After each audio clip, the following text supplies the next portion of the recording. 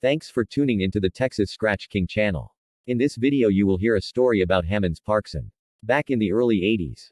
After Rufus had died, I still owned and had access to several of his sons. All of which I felt had the genetic possibilities to carry on and produce the dogs that I liked. One of the last was a dog called Pig that was registered as Snort. He had produced his share of really good ones. In spite of not being bred to that many bitches. He was bred to Rennie B in 1990 and it was from that breeding I got Parkson and a couple of very nice bitches. This was what I figured would be a special breeding of sorts since Rennie B was off two of my all-time favorites. Andy L. and Batama. Andy L was off of Rufus bred to one of his best daughters. Michelle. Who was in turn off Rufus and Black Sister. Black Sister was off Stomper and Bonnie Boots.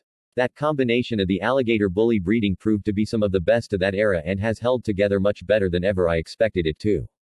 Pig was off Rufus and a Carver bitch I called Maurice. That was off Stompanato and Missy Lou. She came directly from Maurice himself.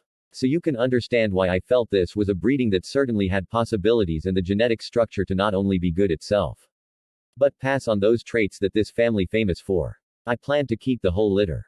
But had become good friends with a young man from California named Don Park. He was quite a colorful guy of Korean descent. And when it came to dogs, wanted only the best. So I agreed to watch for him that special dog. The male pup from that litter off Pig was such a shiner that I decided to let him have him and just keep the two bitches. His interest was in one that could not only be his buddy, but catch a hog and let him know when the riff-raff was around. The tall, lank of chocolate red male from the litter that was the shiner looked to be the ticket for Don. He agreed and his name became Parkson. We stayed in touch and he seemed to be going to fill the bill. In the meantime, the girls were doing well and certainly looked to be an important part of my breeding program. Don Park was unique in that if he wanted to do anything, he would just jump in with both feet and do him homework and research as he went along. A little different than the way I do things.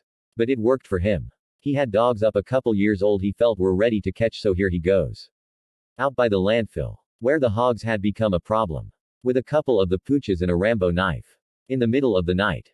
The old-time hog hunters tell me Don was very lucky not to have lost a dog or two or gotten killed himself. Seems this is really not the way to start out. But it only cost Don a huge vet bill and several hundred stitches in the dogs. Parkson was still just a big pup at the time, so he missed out on this action.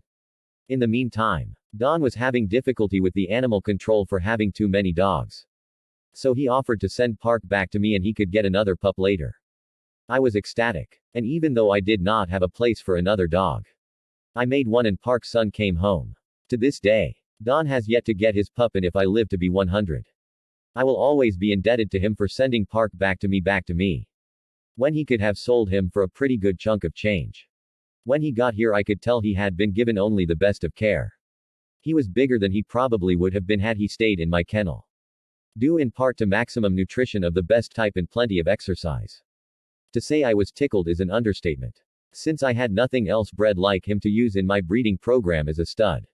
I bred him pretty soon after to get him established and see what his ability as a stud would be. One of his sisters had a litter or two and the other. A red like Park never produced a pup in her life. From the start, Parkson was bred to only very high-quality bitches. So his ability as a producer may have been overrated. But he certainly did his part. In spite of the enhancement factor of those special, almost custom-bred bitches we backed up to him over the years. I could go on forever and tell good stories about Don Park and Parkson. But we'll save those for later or just keep them to myself. By the year 2000, Parkson had done it all and was established as one of the better stud dogs in the world. He was 10 and looked 5 and rarely missed in his endeavor to reproduce. In September 2002, he had developed a cough and I could tell he just wasn't 100%. So went to the vet. I told him going in Park had that cough we used to see in older dogs with heartworms in the advanced stages. After an exam, he took blood and sure enough Park was positive for heartworms. We agreed that he couldn't have a heavy infestation, since he had been on Ivomec all his life and it wasn't feasible to treat a 12-year-old.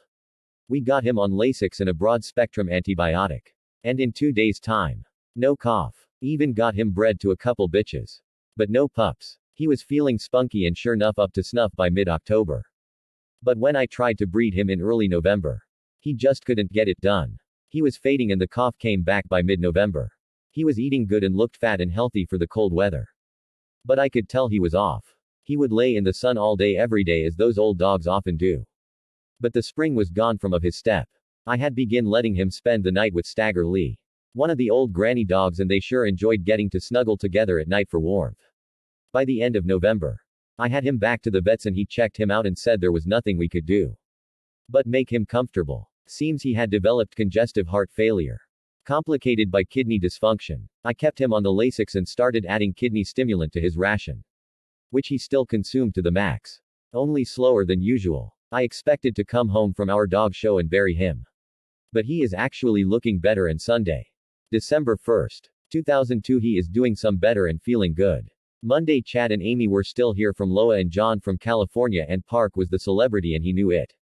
He laid down on his chain in the sun and just watched all the goings-on around him that morning, with that steady cough with every breath and tail beating the ground from time to time. After everyone left, I went down to check on him and he got up for me to pat him and ignored the food I had put down for him until I walked off. I told him goodbye and made a run to the feed store. When I got home, I started down back and did not hear the cough and knew he was gone. There he lay in the sun looking like he was just taking a nap. It was a relief for me since I refused to let one get down on me or suffer too much. And I would have hated to have to put him down. I dug the hole and only then realized as I picked him up just how big the old guy was. He always moved so smooth and was so quick on his feet that he never appeared to be this big. As I buried all 60 pounds of him, I thanked the good Lord for him and all he had allowed him to do for me. I celebrated his life as I finished up and stood up to look the situation over, as you often do when another chapter in life comes to end, and there they were. A dozen dogs off Parkson, all different sizes, ages, color, and meant to carry on what had started back with Rufus. Who knows where it will end? I believe Parkson to have been the last grandson son of Rufus. At times like these you often look back and wish you had done this or done that differently, but with Park the first have absolutely no regrets. He led a life much like mine, filled to the brim with adventure and surrounded by people who loved him. It doesn't get better than that. Gary J. Hammonds. Thanks again for listening to the Texas Scratch King channel. Please don't forget to subscribe, like and share the video. Until the next time, my friends. As we always say, never submit to life and keep scratching every time.